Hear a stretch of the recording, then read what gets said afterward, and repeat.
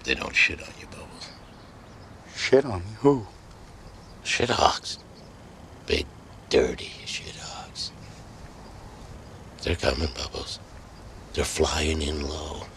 They're swooping down, shitting on people, and dragging them off to the big shit nest.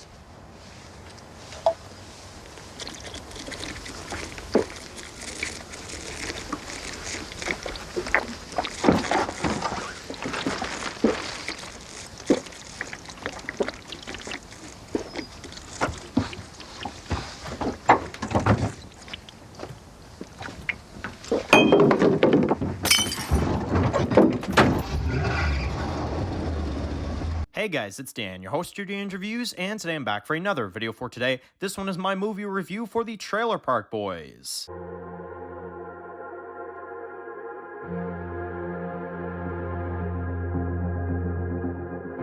Alright guys, this one's going to be doing a review today. This one's going to be doing another movie review. This is my review for the Trailer Park Boys, the movie. Now this movie released in 2006, and it's based off of a hit Canadian comedy series named The Trailer Park Boys, where they have 12 seasons on Netflix. Highly recommend checking it out, but this is the official movie for it, and I definitely wanted to give my review for this. So this is a movie that I've seen many, many years back, and I'm now kind of revisiting it again and doing a review for it. Now, first thing I'll say is that this is one of the funniest movies I've ever watched. I'm not even joking. This is one of the funniest films ever. I mean, Trailer Park Boys, as I've said before in previous content before, I think Trailer Park Boys is easily the funniest comedy show I've ever watched in my life. I cannot think of a comedy series that is funnier than the Trailer Park Boys. And to give them a full movie like this with a major budget and a major, like, you know, setting and all that stuff, I mean, I love it. I think it's a great idea.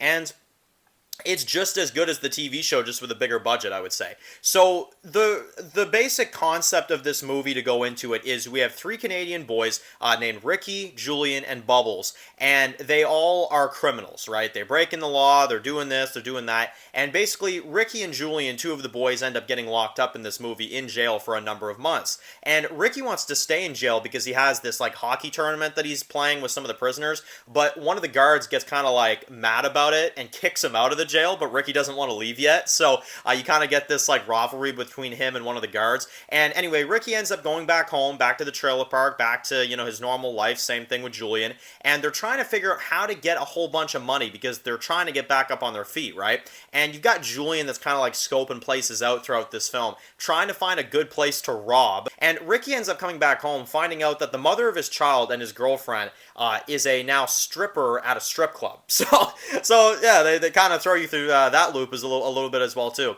And this movie is rated R. I definitely want to mention as well too. So we get some things in this one. I think you all know what I'm talking about when I say that. We see some stuff. Let's put it that way. And anyway, she ends up sleeping with somebody else and straight up telling Ricky about it.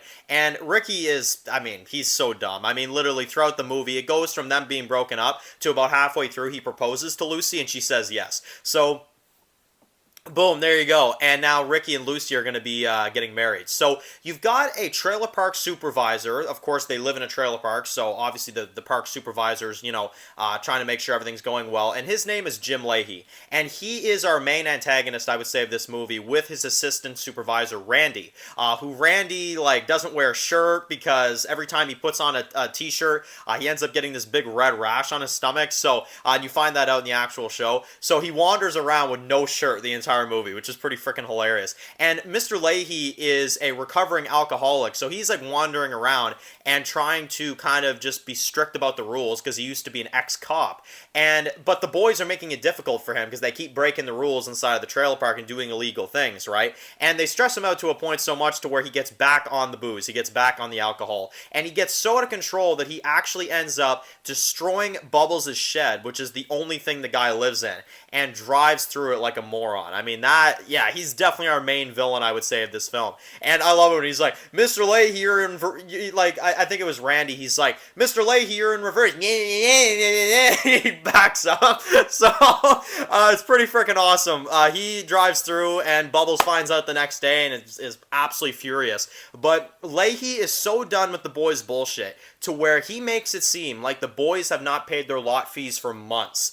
And then the cops get involved. They tell the boys they got 30 days to pack their shit and get the hell out, and that's how it's going to be. So the only way to pay all the money back and be able to prove to, you know, the law and all that stuff that they've paid their money in full to Leahy is by robbing a major frickin' like place, doing a major robbery, right?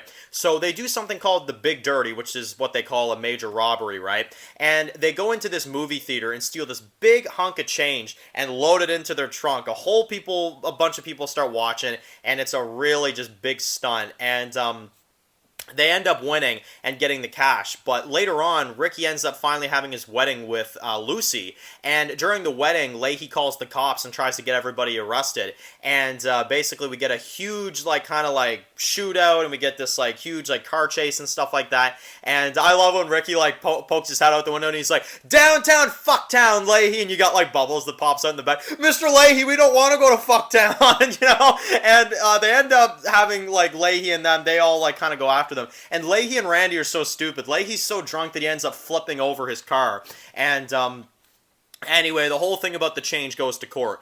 And the only reason why Ricky and the rest end up not going to jail ultimately is because Leahy's drunk out of his mind. Hear that, Leahy? Never stopped fucking with me, huh? He couldn't let it go, and look what happened. You look like a dick. Fuck you. Richard, get it together.